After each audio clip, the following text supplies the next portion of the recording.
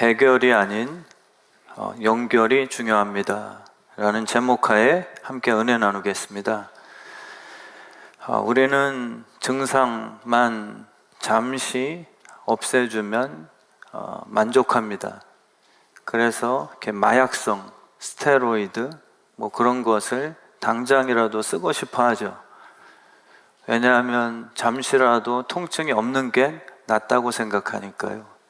그러나 예수님은 잠시 아플지라도 고난의 치료 과정을 통하여서 원인을 제거해 주시는 그 근본 치료를 우리에게 말씀하십니다. 긍휼하시기 때문이죠. 긍휼이라는 것은 하나님께 있는 그러한 독특한 성품이십니다. 우리 인간에게는 긍휼이 굉장히 부족하죠. 인정은 가능합니다. 불신자들 세상에서도 탁월할수록 내 기준에 도달하는 합격자들 보고서 이렇게 인정할 수는 있습니다. 그래서 오디션 프로그램, 또 대기업 입사, 또 대학 어떠한 입시를 통한 합격증. 그래서 믿지 않는 세상에서도 그렇게 실력이 되는 대상을 향해 이렇게 인정해 줄 수 있는 것. 그러나 긍휼은 상대편에게 전혀 조건이 없는 상태죠. 더군다나 내 눈에는 미워 보이기까지 합니다. 긍휼의 대상은 조건이 없는 거거든요. 원수까지라도 사랑하라고 하신 주님의 말씀은 긍휼에 기반을 해서 하신 말씀이십니다. 그래서 긍휼이란 단어가 라함이라는 원어 뜻이 있는데 그 라함에서 레헴이라는 단어가 파생됐습니다. 그 레헴은 어머니의 자궁이라는 그 뜻을 지니고 있는 것이죠. 어머니의 자궁은 아무리 부모님이더라도 손댈 수가 없습니다. 그냥 부부가 사랑을 해서 생명으로 결실한 그 하나의 또 다른 생명이 착상될 뿐이죠. 그래서 아무리 욕심이 있다 한들 내 마음대로 찍어낼 수 없습니다. 왜냐하면 생명은 상품이 아니기 때문에 긍휼이 필요하죠. 하자가 있는가? 그거를 케어 묻지도 않습니다. 내 태 안에 있는 아이에게 핸디캡이 있는가? 먼저 조사하고 삭제할 수도 있는 문제 아니죠. 생명이 내 안에 착상이 됐으면 이제는 부모가 되는 게 전부입니다. 그게 바로 성경에서 얘기하는 긍휼의 시작이죠. 그래서 여러분과 저를 주님께서 택하실 때 긍휼하심으로 부르신 겁니다. 오늘 말씀처럼 긍휼이 풍성하신 하나님. 물론 세상의 부모님 중에서는 미리 검사해보고 뭔가 내 뱃속 아이에게 문제가 발견된 경우에는 뭔가 극단적인 의료 기술을 통해 조치를 취하는 경우도 생길 수 있습니다. 그거를 갖고 저희가 함부로 판단할 수 있는 문제는 아니지만 우리 하나님께서 여러분들을 착상시키실 때 아담과 하와를 생명으로 잉태하기로 결정하신 순간 그건 긍휼입니다. 아담과 하와가 완벽해서 에덴 동산의 주인으로 합격시키신 게 아니고 주님의 사랑으로 출산을 시키신 게 옳다고 봐야 복음적인 해석이죠. 결과적으로 봤을 때도 아담과 하와가 선악과를 먹고 우리 아버지의 뜻을 어겨서 우리 하나님을 육신이 되게 하여 그 아담과 하와가 지은 죄 때문에 수치를 당하고 십자가를 결국 지게 만든 원인 제공자들이 됩니다. 그렇다면 하나님께서 본인이 원하는 대로 수준에 맞춰서 찍어낸 결과물이 아담과 하와다라고 할 수 없는 거지. 성부, 성자, 성령님, 그분이 하나가 되어 사랑으로 진흙을 재로 삼아 만들어낸 아담과 하와는 사랑의 결실, 이해가 되실 줄 저는 확신하는데, 우리 부부 사이에서도 사랑의 결실이라고 얘기하는 거지. 우리가 리스트 정해놓고, 물론 기도는 하시지만 내 자녀가 이렇게 태어났으면 좋겠다. 근데 하나님께서 그 기도대로 응답하여 IQ 150, 키는 180 이상, 그리고 생김새는 차은우, 요즘에 이제 세금 때문에 약간 문제가 있지만, 그래서 그 차은우 때문에 우울증 걸린 아줌마들이 굉장히 많이 생기셨다. 왜 그것을 조사했느냐? 근데 하나님께서 그 기도를 들으시고 거울을 비춰주시, 네 얼굴을 보고 기도해라. 안 나오는 거거든요. 그러니까 이 긍휼이라는 것은 결실입니다. 그건 하나님의 결단이에요. 내가 아비가 되기로 결정한 이상 이 태에서 어떤 핸디캡을 갖고 태어날지라도 너를 위해서 포기치 아니하고 아비의 마음으로 널 책임지리라. 그게 십자가라는 그러한 결단을 만들어낸 것이죠. 그러니까 긍휼은 70번씩 7번이라도 여러분들의 연약함을 부모로서 대신 죽을지언정 씻어내고자 하는 강력한 언약적인 내용입니다. 아멘이신 거죠? 저도 가끔씩 물어보고 확인사살을 좀 해야 이게. 그래서 오늘 말씀처럼 긍휼, 죄를 씻어주시는 것, 그런 하나님께서 굳이 여러분들을 잘생기고 육신적으로만 건강하는 것에만 집중하신다거나, 또 돈을 많이 벌 수 있는 탁월한 경영 능력자를 원하실까요? 그거는 다 아버지께 속한 것임을 우리에게 약속하신 거죠. 그럼 우리에게 하신 말씀은 내가 너희 아버지다 라는 것에 대한 신뢰성입니다. 내가 네 아빠야 라는 것을 살아가면서 순간순간마다 깨달을 수 있도록 믿게 하도록 돕는 일에 집중을 하시는 것뿐이죠.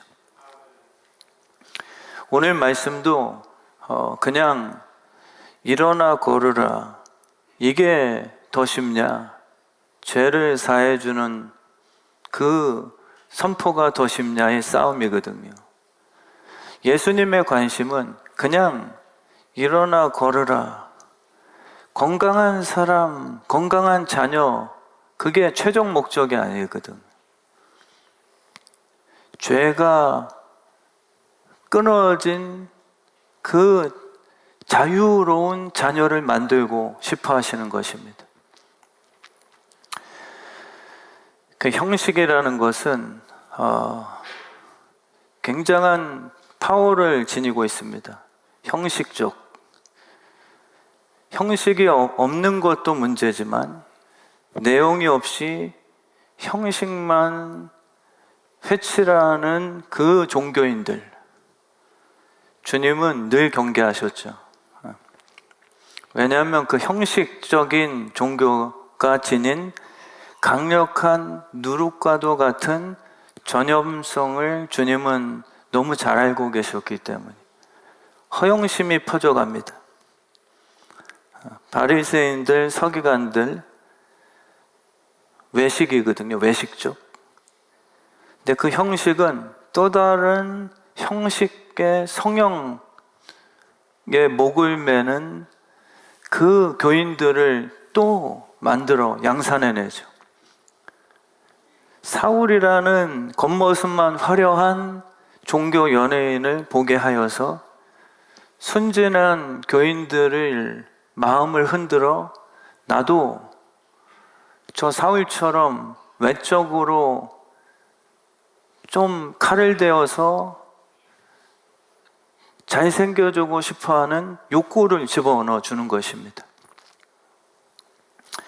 꽃뱀이나 제비들 혹시 만나보신 분들 계시면 제가 커피 한 잔 사겠지만 위로합니다. 진짜 알고 만나셨겠습니까? 저희 교회도 예전에 있었던 것 같아요. 꽃은 아니었습니다. 그냥 뱀이었지. 근데 꽃뱀이나 제비들도 진짜 사랑처럼 접근해요. 진짜 사랑처럼. 모르니까 속는 거죠. 자녀가 아버지, 그 사람 꽃뱀이에요 라고 아무리 경고를 해드려도 너무 철저하게 믿으시는 거예요. 너 나 행복을 막냐? 이 자식들아. 남은 인생 그 여사 때문에 뭐 이런 이야기야. 벌레잡이 제비꽃이라는 그 식물이 있습니다. 너무 아름다워요. 근데 목적이 벌레를 유인해서 잡아먹기 위한 거거든요. 형식의 파워는 너무 강력합니다. 정치도 마찬가지. 내용은 지저분하죠. 속은 무덤입니다. 속은 이기적이에요. 그 속에 들어가 보면 정말 썩은 냄새. 그런데 겉으로는 안 들켜야 되니까. 그러고 사람들 눈에 잘 보여줘야 정치인들처럼 표를 얻어서 본인이 원하고 있는 권력을 얻어낼 수 있기 때문이에요. 그래서 겉으로 볼 때는 믿음이 엄청 좋아 보이는 교인들, 목사로서 늘 기도해야 되는 그 분별력입니다. 그분만 있으면 뭔가 다 될 것 같아요. 근데 늘 다툼이 일어나죠. 왜냐하면 사랑이 없어요. 내용이 비어 있습니다. 겉으로는 잎사귀가 많은데 열매가 없는 그 나무, 예수님께서 진짜 도끼로 찍어 불에 심판에 태워 버리고 싶어 하시는 그 대상이었죠. 그래서 이런 형식적인 겉으로만 화려하게 보이는 교인들의 끝을 보면 좀 이상하게 끝나요. 이상하게. 아름다운 결론이 없습니다. 희생도 없어요. 희생도. 본인이 십자가 지는 거는 절대 손해라고 생각하죠. 그래서 자기 욕심, 자기 고집, 자기 주장, 복음보다, 예수 그리스도의 그 말씀보다 늘 내 생각이죠. 내 생각. 겉으로는 하나님의 영광 위한다고 그렇게 포장은 합니다. 근데 어떤 교인들은 인정도 못 받는 것 같고 상대적으로 담임 목사의 어떠한 관심? 저희 교회도 그런 것 같아요. 어떤 분들은 지금도 제가 모르는 분들 계실 수 있어요. 근데 저는 담임 목사다 보니까 보이잖아요. 저기 더러웠던 장소인데 5층은 제가 다음 세대니까 관심이 많죠. 유치부실 어제만 하더라도 때가 묻고 더러웠었는데 깨끗해져 있네. 그거는 제가 정확히 모르겠지만 그 부장 장로님이신 유철상 장로님 걸레질을 할 가능성이 훨씬 많은 거예요. 화장실이 깨끗해져 있다면 우리 고종태 장로님의 가능성이 많은 거죠. 담임 목사의 인정이 상대적으로 없는데도 불구하고 주님과의 관계 때문에 내 몸이 움직일 수 있는 에너지원, 그게 바로 죄가 씻음을 받은 복음에 변화된 사람들의 인생 스토리거든요. 어떤 분들은 장애물이 많은데도 불평하지 않아요. 주님이 동행해 주시는 것에 대한 그냥 감격, 불평이 아니라 주님이 나를 미워한다고 하신다 한들 인간의 입장에서 무슨 불평하리요? 내가 죄인인 줄 아는 자들, 그들은 찾아오신 게 감격입니다. 죄 사해 주신 것에 대한 감탄이에요. 근데 이 바리새인 서기관들은 진짜 이기적이거든요. 그래서 이 진짜 복음의 사람들은 가난하고, 북한에 있는 교인들, 최근에도 북한 선교사님을 만났지만 얘기를 듣다 보니까 제가 깨닫고 회개하는 부분이 그겁니다. 목사님, 한국 큰 교회들이 지금 통일이 되면 다들 한국 교회가 수준이 높아서 시스템, 무슨 찬양팀, 굉장한 미디어, 무슨 선교단체, 이렇게 지금 착각들을 하고 있지만 진짜 복음은 북한으로부터 오히려 역수출될 가능성이 많은 겁니다. 복음은 환경이 아니거든요. 대한민국은 좋은 환경이 복음이라고 변질된 착각 속에 있을 가능성이 많을 뿐, 진짜 복음은 지하교회일지라도 날 포기치 않으시고, 최근에 신의 악단이라는 그 영화 속에서 감격하셨듯이 고통의 멍에 벗으려고 주님이 안 떠나시는 그 놀라우신 동행하심, 그게 진짜 복음의 핵심이거든요. 기적을 체험했는데도 결정적인 순간에는 늘 주님의 말씀과 반대되고 충돌하는 교인들도 계세요. 10명의 문둥병자들이 다 기적을 경험했습니다. 오병이어 기적을 다 경험했어요. 근데 한 명만이 그 기적을 통해 하나님은 살아계시고 예수 그리스도는 하나님이시구나 라는 것을 인정하여 다시금 돌아와서 주여 말씀하십시오 라는 말씀의 추종자가 되는 거죠. 우리는 오늘 말씀처럼 그저 육신의 질병, 내가 통증 사라지는 것 정도의 그 관심사. 근데 주님께서는 죄의 권세 아래 묶여있는 불쌍한 자녀들을 바라보시며 십자가의 피보혈을 통해서 그 어둠의 권세 아래 있었던 노예의 인생들을 다시금 구원해 주시는 것에 대해서 관심을 갖고 계시는 것이죠.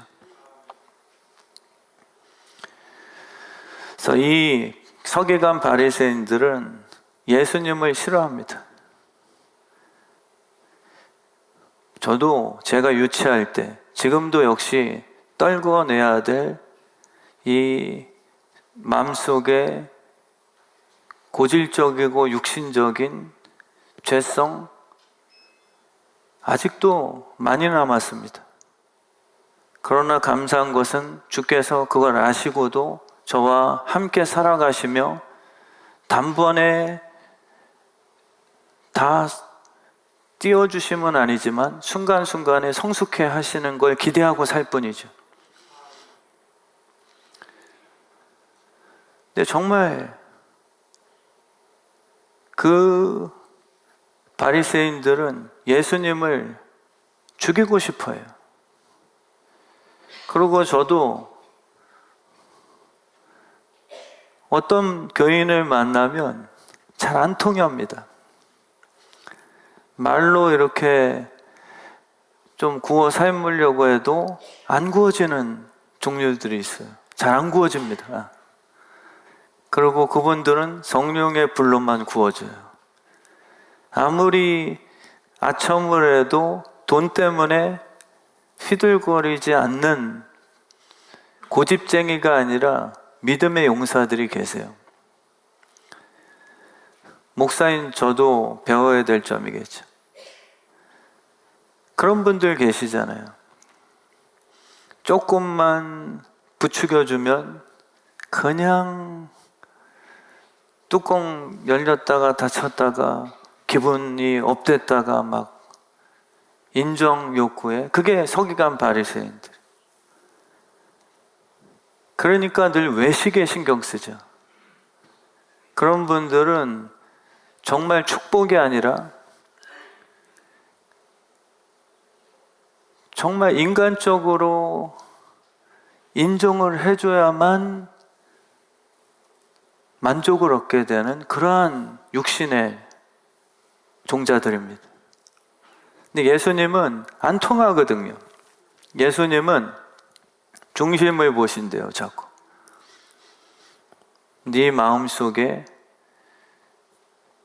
이러한 생각을 했구나. 오늘 말씀도 네 마음속에 악한 생각을 하고 있구나.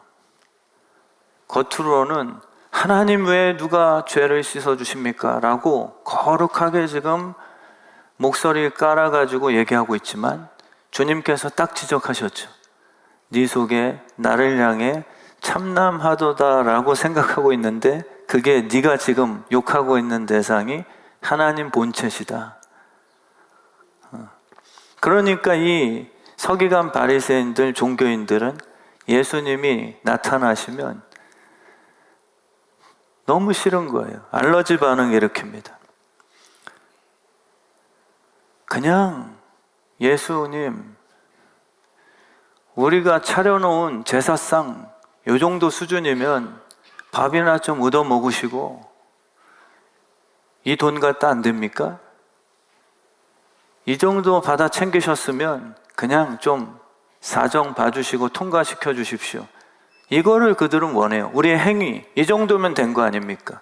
근데 주님께서는 제사보다 긍휼을 원하신다고 말씀을 하고 계시죠. 긍휼.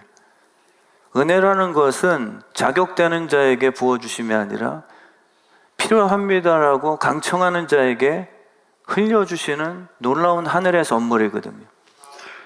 필요함을 느끼는 자는 죄인밖에 없습니다. 정말 죄인.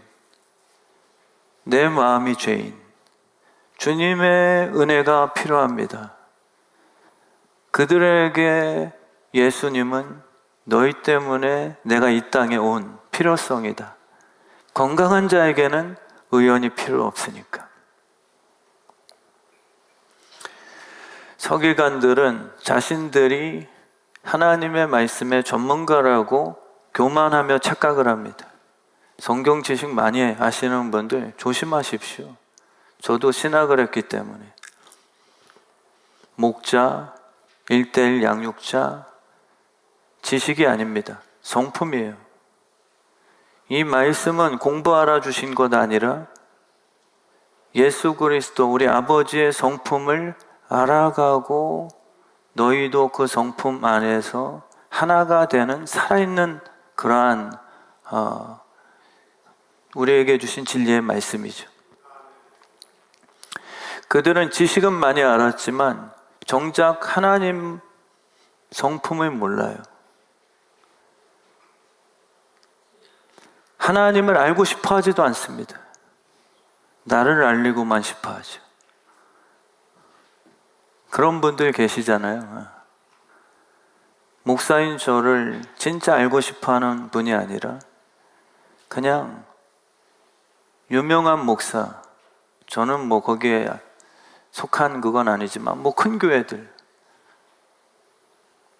거기에 출석하고 등록하는 이유가 정말 그 목사님을 돕기 위해서는 인격적인 관계라기보다 도움이 되는 거죠. 도움이. 그리고 우리 관계 속에서도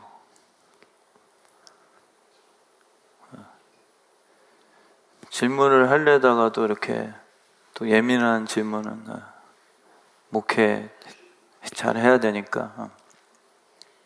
근데 진짜 우리가 아냐는 거예요.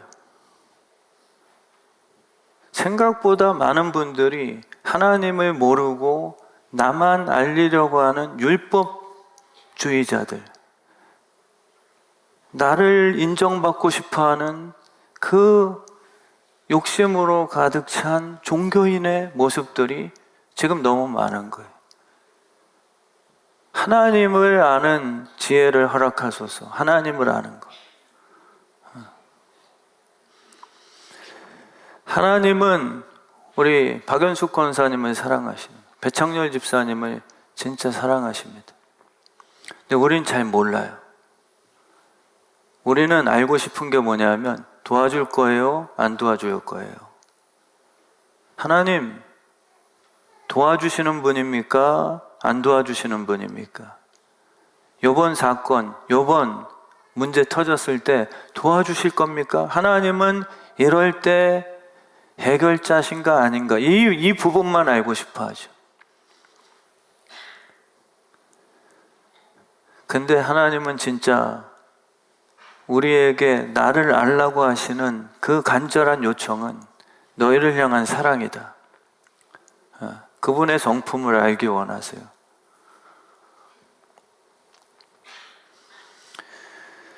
서기관들은 그걸 몰랐죠.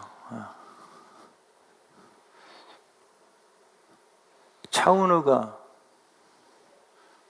만약에 양선영 권사님 우리 집 앞에 꽃을 들고 선물을 들고 찾아왔어요.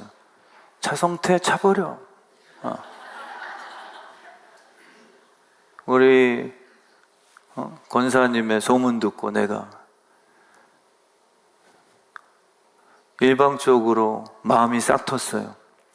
나는 몰라요. 아까 긍휼이라는 게 태안에 시작될 때부터 내 의견 상관없이 그 부모의 입장에서 너를 책임지겠다라는 일방적인 사랑의 내용처럼 주님께서 우리 강정란 권사님에게 우리 양선영 집사님의 그런 정말 말도 안 되는 멋진 연예인이 순수하게 찾아와서 지금 얘기만 해도 막 웃고 계시거든요.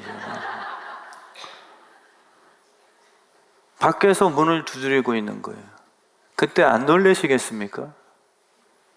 그게 복음에 대한 이해 안 가는 감격이게 내 입장에서는 설명을 할 수 없는 왜라고 묻는 거죠. 차은우 씨 왜 나 같은 사람을 선택하셨어요? 그거는 상대편의 마음의 결정, 그거 외에는 설명할 길이 없게 되는 게 그러한 선택입니다.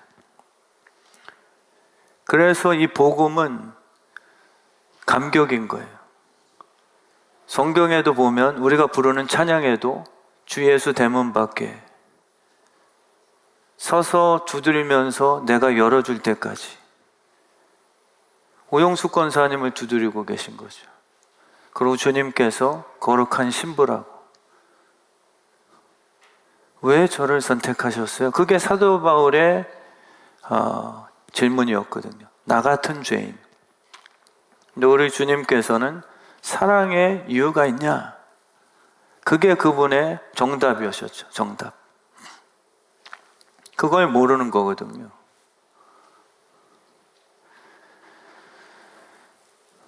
우리 주의 뜻 성함교회 성도님들이 교만하지 않으셨으면 좋겠습니다.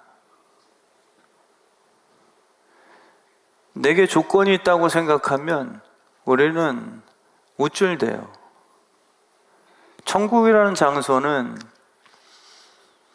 주님의 사랑 때문에 초청돼서 들어간 신부들의 공동체이지, 실력이 탁월한 회사의 실장님들을 불러 모은 캐스팅한 그러한 장소가 아닙니다.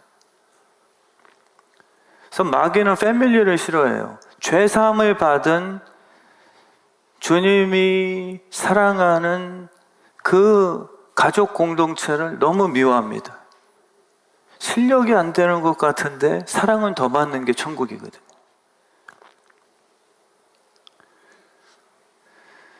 이 서기관 바리새인들은 율법 잘 지키는 유대인들만 천국 갈 수 있다라고 확신을 했습니다. 내가 무시하는 이방인, 죄인, 병든 자 향한 예수님의 관심이 못마땅한 거죠. 돌아오는 탕자를 향한 아버지의 그 반응을 보고서 이 교회 못 나가겠네, 이렇게 결정한 맏형. 여기는 내가 바라는 공의로운 교회가 아니구나. 정말 저는 이 메시지가 제 개인 생각이라 생각 안 합니다. 이 부분은 우리가 진짜 깊이 예수 그리스도의 성품임을 깨닫고 알아야지만 아버지가 탕자를 안아주실 때 박수를 칠 수 있는 그러한 아버지와 하나된 마음 소유할 수 있게 되는 것이죠. 이 맏형은 하나님은 공의의 하나님이시니, 우리가 가끔 얘기하잖아요. 정의로워야 된다. 하나님 외에 공의의 완성자는 한 명 없다 생각하시면 돼요. 어느 교회는 조금 목사님 깨끗하고 그 교인들은 뭔가 도덕 윤리적으로 완성도가 괜찮던데요, 그거 좋은 교회라고 얘기할 수 없습니다. 오히려 착한 사람이 더 무서워요. 성령의 열매는 내가 착한 게 아니라 나 같은 못된 자를 변화시킨 주님의 실력이죠. 그래서 착한 행동에 내가 들어가지 않고 날 바꿔놓으신 은혜가 설명되는 것이. 착한 사람은 착한 기준만 갖고 있어요. 그리고 예수 없이 내가 착하다라고 스스로 죄내당한 마귀의 결정체입니다.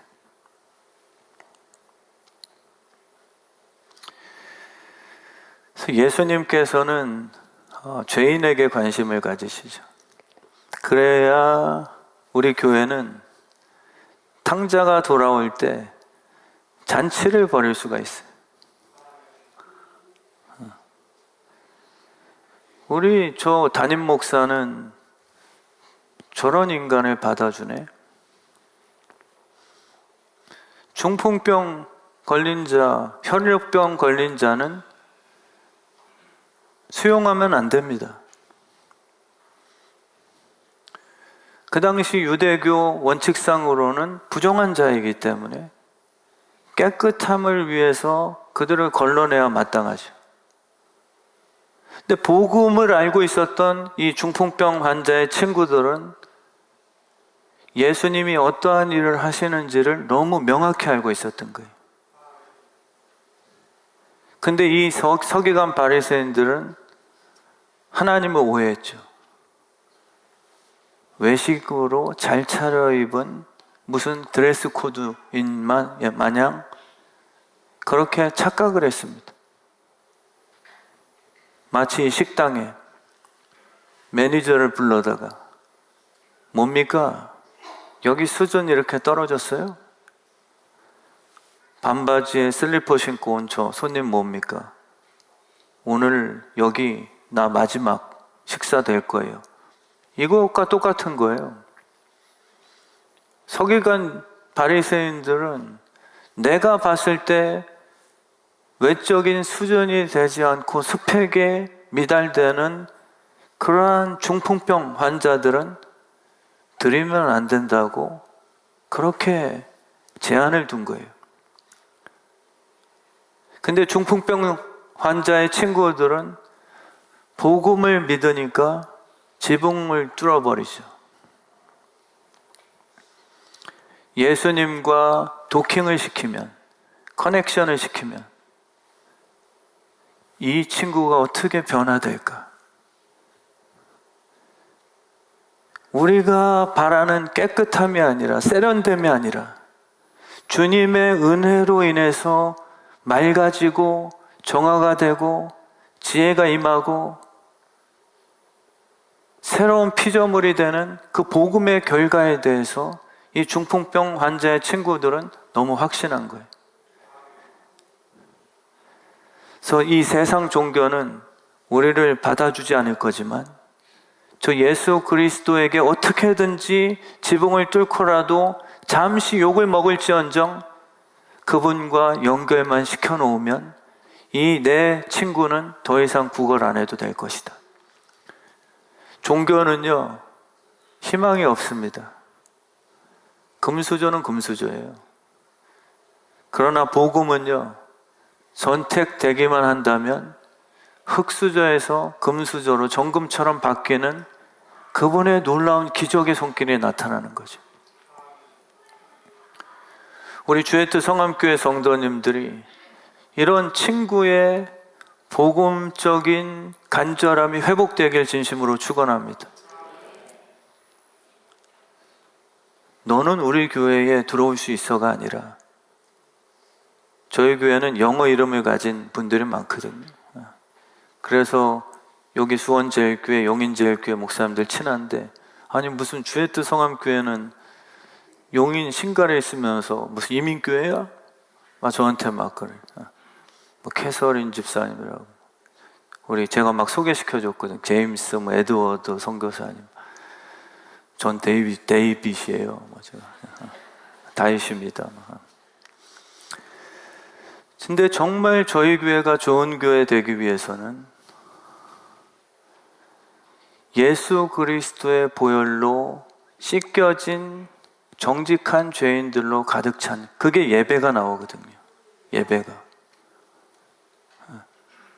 주님께 죄사하는 권세가 있음에 대해서 정말 감격하는 거죠.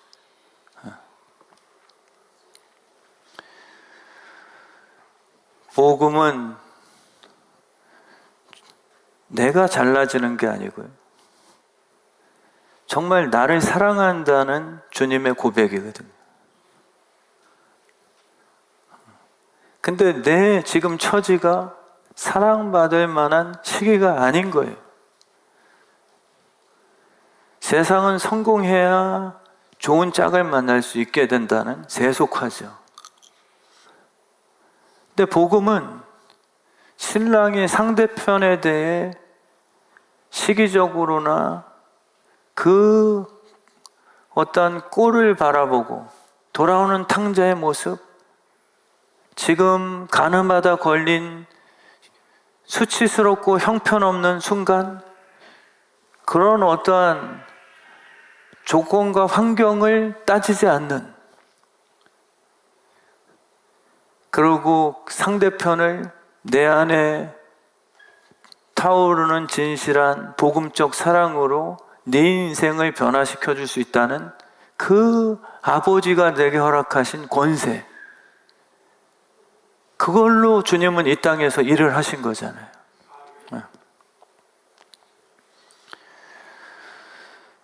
죄라는 것은 도덕 윤리의 문제가 아니거든요.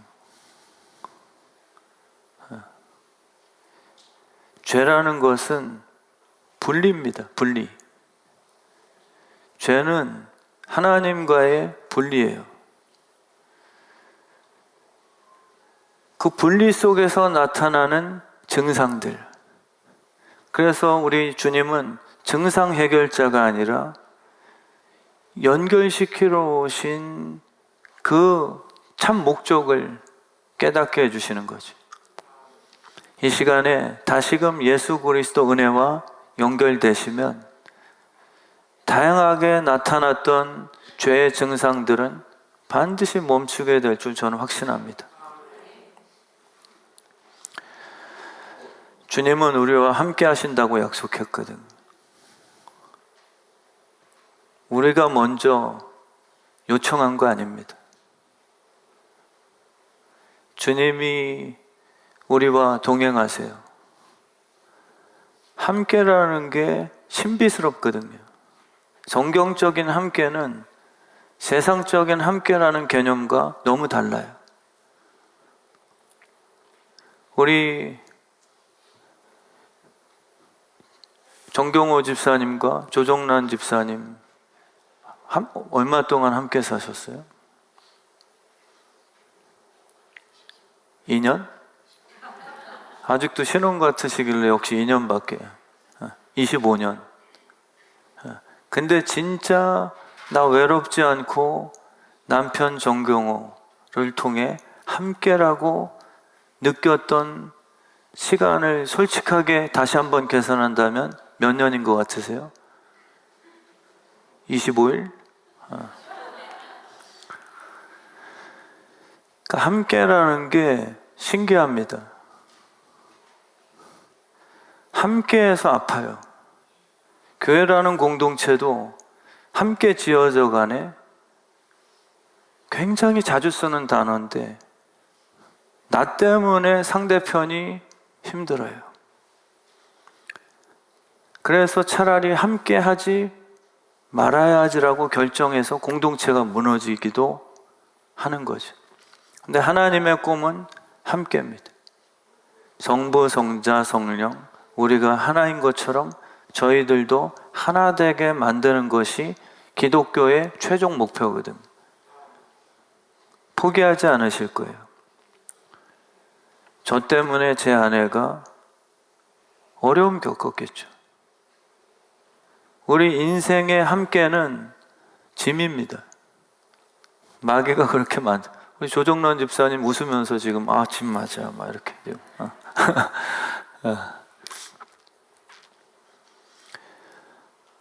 정말 함께의 그래도 탁월함이 우리 차성태 집사님, 우리 양선영 권사님을 향해서 진짜 배려하고 짜장면 먹기 싫다고 하셨어.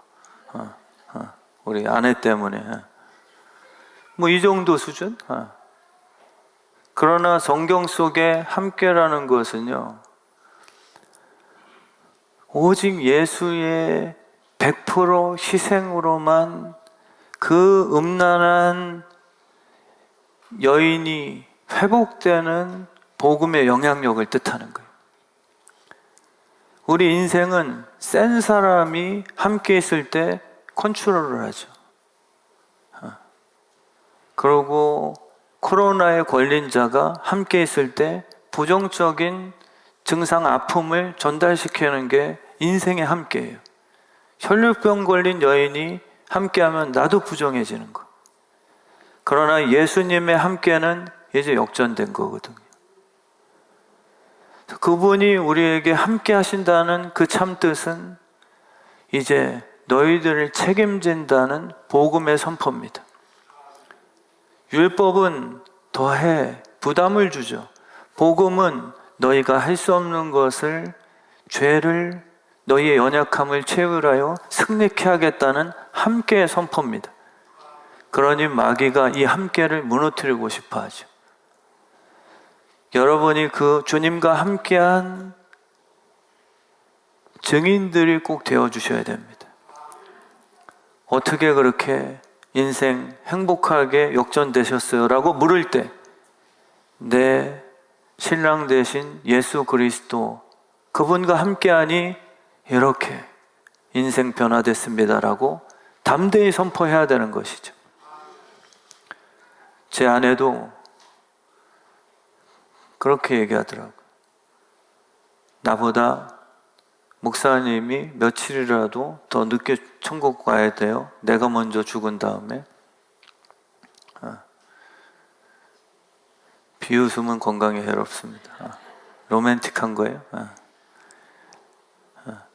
왜냐하면 남편, 목사님 없는 삶은 자기는 하루라도 못 버틸 것 같아요. 그래서 제가 농담하면서 그런 사람들이 바로 또 다른 사랑 주님이 연결시켜 주시던데 뭐 이렇게 이제 제가 농담. 근데 최근에는 바꿨어요. 이제는 마음의 성숙함이 더 허락하셔서 목사님 죽은 다음에 내가 뒷정리 마무리하고 다 감시 같기도 하고 그래서 그냥 원래 생각대로 먼저 가도 내가 잘 알아서 마무리 짓고 갈게 뭐 또 농담도 하는데 이 세상에 함께를 만들어 가는 거거든. 함께에 대한 이 열매는 죄가 씻어줘야 돼요. 건강한 사람이 아픈 사람 생각보다 공감 못합니다. 돈 많은 사람이 가난한 사람 죄가 있기 때문에 부자여도 부자 죄인이고요. 가난하다고 검소하고 신앙 좋은 게 아니라 죄가 해결 안 되면 가난한 사람은 또 어떻게 해서라도 양극화를 만들어서 뭐 또 이렇게 정치로 막 이용해 먹고 죄가 씻겨져야 함께가 가능합니다. 교회에게만 허락하신 놀라운 축복이죠. 제가 결론 짓도록 하겠습니다. 성경은 착한 사람을 구하는 이야기 아니거든요. 죽은 죄인을 살려 하나님의 아들로 세우시는 놀라운 복음의 스토리입니다. 이 시간 여러분들을 선택하신 건 절대 실수 없습니다. 그래서 저는 목사로서 정말 병 고치게 해주세요. 문제 해결을 위해서도 끊임없이 새벽에 기도할 거지만 오늘만큼은 주님 그냥 문제 해결해 주세요 기도가 아니라 나를 해결해 주십시오라고 오늘은 좀 기도해 주세요. 내 안에 죄성을 먼저 좀 끊어봐 주십시오. 지금 기도하는 부자 되게 해주세요가 하나님 영광이라는 포장된 이유가 될 수 있지만 한번 오늘만큼은 정직하게 왜 내가 목회 성공하고 싶지? 가만히 들여다보니 죄성이었던 거예요. 근데 놀랍게 죄가 끊어지니까 진짜 열매를 바라는 거죠. 죽은 자를 바라보고 교인 숫자로 보이지 않고 살려낼 구조 대상으로 보이기 시작할 거예요. 오늘 그런 은혜를 주실 겁니다. 병을 고쳐달라고 오늘은 좀 하지 마시고 죽은 나를 살려달라고 간절히 한번 외쳐봐 주세요. 그 순간에 복음이 여러분들을 놀랍게 살리시고 변화시켜 주실 줄 믿습니다. 예수님이 전부가 되는 거죠.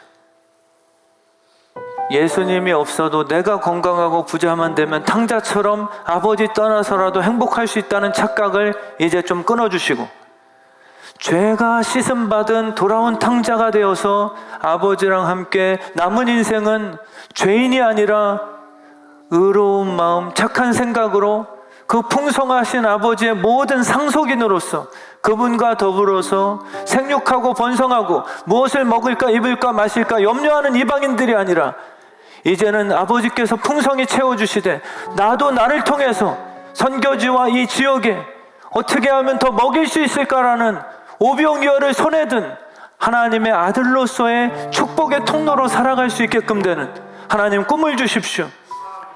이 시간에 그 하나님께서 우리를 성령으로 채워주실 줄 믿습니다. 은혜란 자격이 되는 자에게 부어지는 것이 아니라 꼭 필요한 죄인들에게 이 시간 반드시 부어주실 줄 믿습니다.